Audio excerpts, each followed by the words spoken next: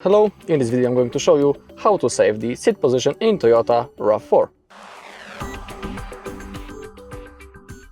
Okay, so first let's adjust our seat position. In here we have all things to adjust the position of our seat, and once we have set the comfortable position, and if you want to save it right now, click on Set, and now select 1 or 2.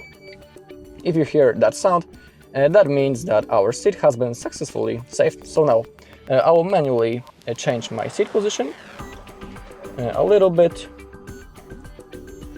Okay, and now I'll click the first saved position, and now my seat is automatically adjusting to the position that I have saved before.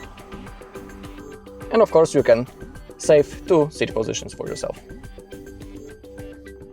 Alright, that's all in this video. Thank you for watching. If you found this video helpful, please leave a like, comment and subscribe.